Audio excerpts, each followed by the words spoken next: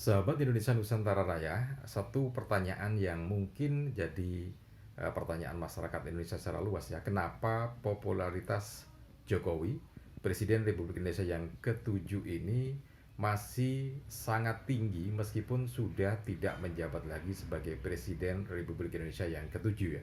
Karena sekarang kan sudah Presiden Indonesia yang ke-8. Nah, kita akan buka catatan-catatan itu kenapa atau apa yang menyebabkan Presiden Republik Indonesia yang ketujuh ini, Bapak Joko Widodo ini, punya popularitas yang sangat tinggi. Meskipun saat ini kondisinya memang banyak sekali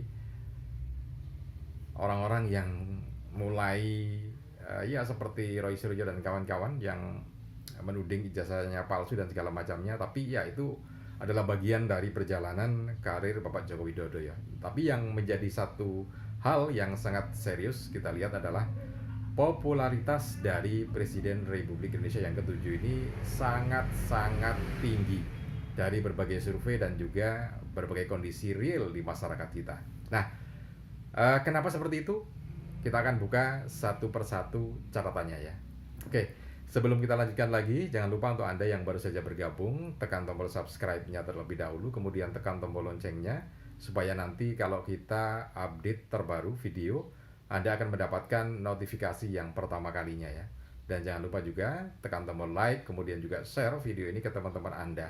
Siapa tahu teman-teman Anda juga sama, sedang perlu informasi ini ya. Jadi begini, ada tiga hal, meskipun banyak hal ya, tapi kita karena waktu yang kita batasi di sini, maka ada tiga hal yang kita lihat sebagai satu mesin yang membuat Bapak Presiden Republik Indonesia yang ketujuh, Joko Widodo ini tetap popularitasnya cukup tinggi saat ini ya, meskipun sudah tidak menjabat lagi sebagai presiden gitu ya. Nah, tiga hal itu diantaranya adalah eh, kinerjanya yang merakyat ya. Jadi etos kerjanya yang merakyat. Kemudian pembangunan infrastruktur dan juga kebijakan yang langsung menyentuh keperluan masyarakat sehingga masyarakat benar-benar memanfaatkan apa yang diambil atau apa yang diputuskan oleh Bapak Presiden Republik Indonesia Joko Widodo ya. Nah, kita bahas satu persatu. Yang pertama yaitu kinerjanya yang memang merakyat ya. Gaya kepemimpinan. Jadi gaya kepemimpinan beliau yang memang merakyat.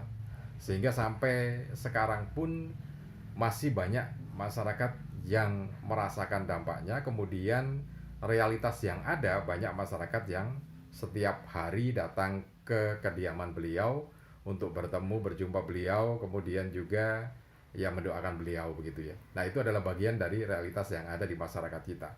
Nah, kinerja atau gaya kepemimpinan yang merakyat itu persis dilakukan secara terus-menerus ya, konsisten sejak wali kota Solo dulu, kemudian Gubernur DKI Jakarta dan Presiden. Nah, kinerja yang merakyat itu adalah belusuan itu ya.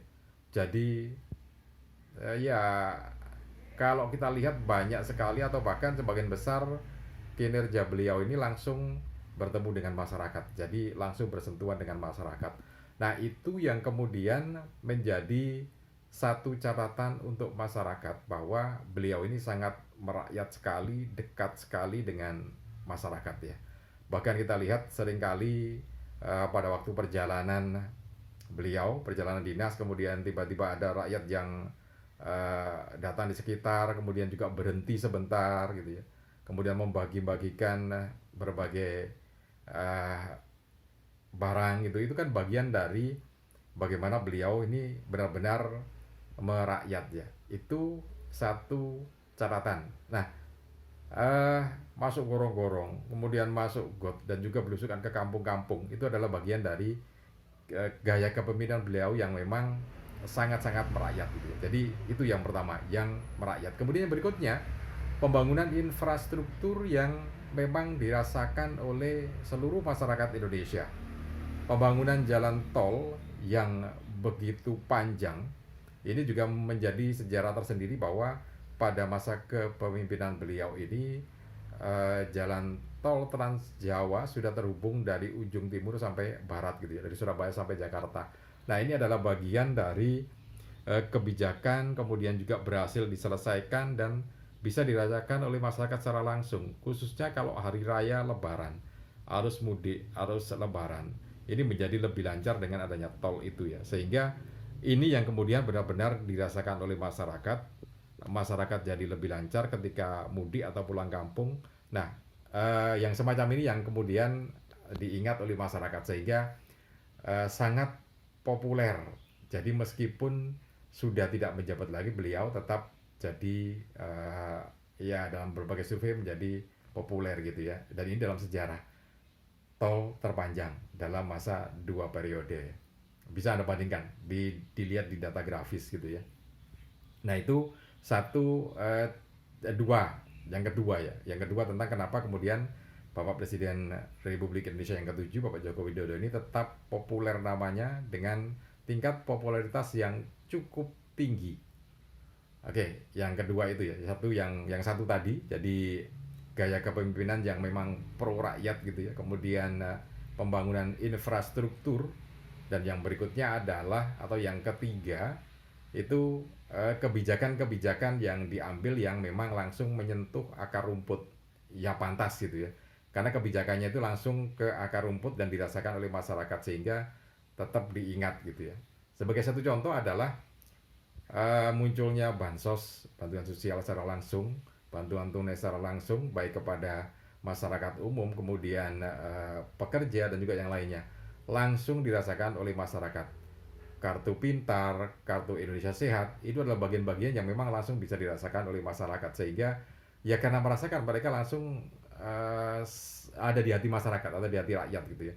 Beberapa kali kalau saya ke ATM beberapa waktu yang lalu ya, jadi ketika tanggal-tanggal tertentu masyarakat itu mengambil bantuannya melalui ATM, bahkan ada yang nyeletuk seperti terima kasih Pak Jokowi gitu. Begitu keluar ATM dengan bawa duitnya itu. Nah, itu adalah bagian dari bagaimana ekspresi masyarakat. Bagaimana masyarakat itu benar-benar bisa mendapatkan apa yang diinginkan gitu ya, langsung, dan ini kan belum pernah terjadi sebelumnya. Sehingga wajar kalau kemudian masyarakat kita itu dalam berbagai survei, dalam berbagai realitas politik itu menjadikan Bapak Joko Widodo ini sebagai orang yang masih populer untuk dijadikan simbol pimpinan gitu ya. Nah itu yang menarik ada 3 hal, meskipun banyak lagi yang lainnya ya selain kinerjanya tadi, yang kemudian juga ada kaitannya dengan dunia politik kita. Nah ini yang menjadi menarik karena popularitasnya yang cukup tinggi sehingga